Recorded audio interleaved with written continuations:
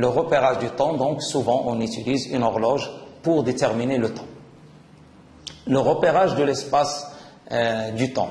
Donc il est indiqué par une horloge dont l'unité de mesure de temps est la seconde. Souvent donc c'est l'unité qui est connue à l'échelle du système international.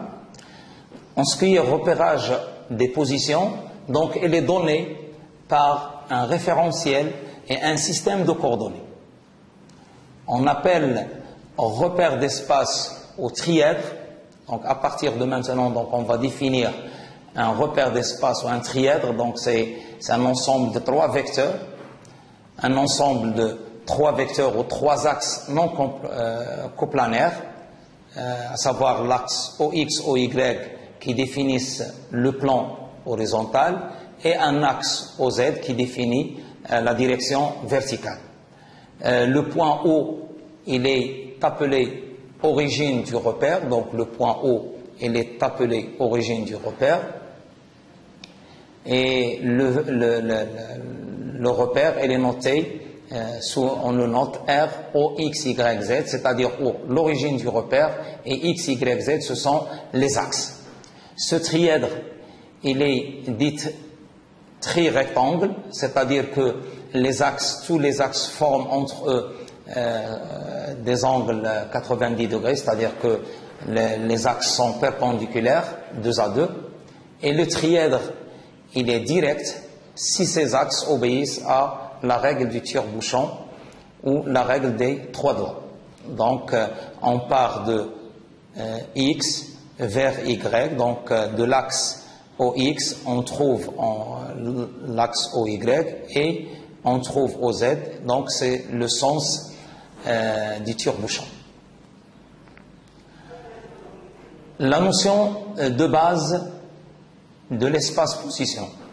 Sur chaque axe du trièdre qu'on a défini, donc on va définir un vecteur unitaire de module égal à 1 qui indiquera l'orientation de l'axe.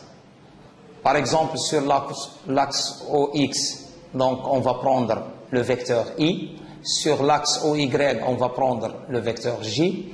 Et sur l'axe OZ, on le représente par le vecteur K. Et ces 3 vecteurs, IJK, s'appellent des vecteurs unitaires portés respectivement par OX, Y, OZ. Et on dit que ces 3 vecteurs forment une base orthonormée du repère R, O, X, Y, Z. Donc, par la suite, on s'intéresse aux bases orthonormées directes, c'est-à-dire que les vecteurs de cette base sont orthogonaux entre eux, unitaires, et forment un trièdre direct. Et donc, si je prends un point M dans l'espace, ce point M, il sera représenté par les coordonnées X, Y, Z. Donc on prend le point M, on fait une projection dans le plan horizontal OXY, donc on trouve le point H, et le point H a pour coordonnées X, Y, Z est égal à 0. Donc la Z relative à H est égale à 0. Et donc pour remonter l'axe vertical, donc on ajoute, on fait la projection de M sur l'axe OZ, donc pour avoir la hauteur Z. Donc le point OM, on peut le définir comme étant le vecteur OM est égal à XI plus YJ et plus ZK. Donc après cette petite introduction plus ou moins mathématique sur les vecteurs et sur l'ensemble, la variété de vecteurs qu'on peut rencontrer sur le repérage dans le temps, dans l'espace, nous passons en revue de certaines opérations nécessaires, souvent rencontrées en mécanique du poids matériel. À partir de maintenant, donc, on va utiliser le support tableau pour démontrer ces opérations qui vont suivre par la suite.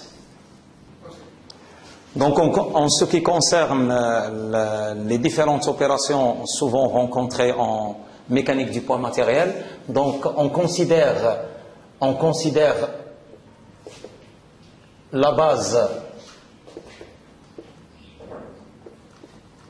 IJK, une base orthonormée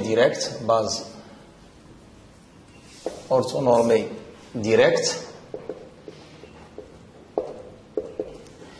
et je considère un vecteur U, soit U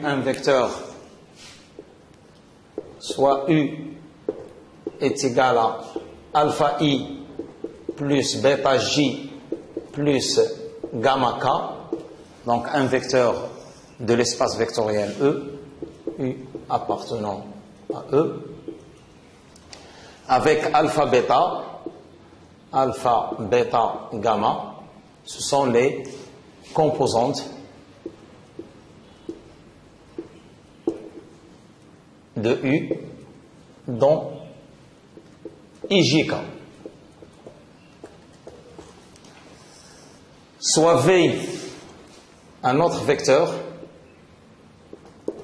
soit V est égal à alpha prime I plus bêta prime J plus gamma prime K, et on appelle somme des vecteurs UV, donc soit W, le vecteur U plus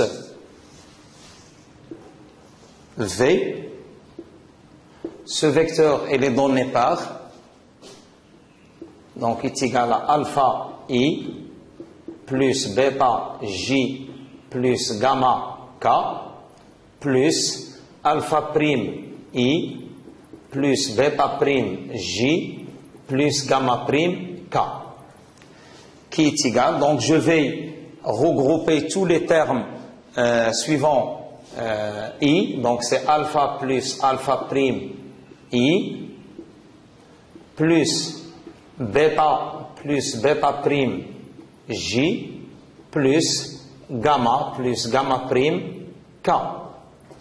Donc le vecteur somme, il est donné par W, donc c'est tout simplement c'est la somme des composantes suivant I plus les composantes suivant J plus la somme des composantes suivant K. Je vais vous donner un petit exemple d'application. Donc je considère soit soit deux vecteurs U, un vecteur U est égal à I moins J plus 3K, et un vecteur V est égal à 2I plus 3J moins K. Donc le vecteur W, il est égal, donc le vecteur, donc on a I plus 2I, c'est 3I, et on a moins J plus 3J, c'est plus 2J, et on a 3K moins K, c'est plus 2K. Voilà. Et on peut même vous donner une représentation dans l'espace. Donc pour représenter des vecteurs dans l'espace,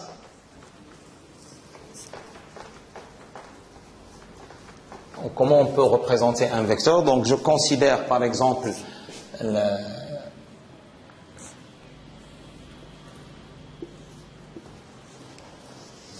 le système de coordonnées OX, OY, OZ et la base IJK. Donc j'ai ici O, J,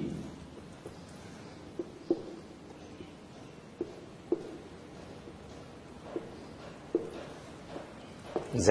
Par exemple, je vais représenter le vecteur U est égal à I plus J plus 2K.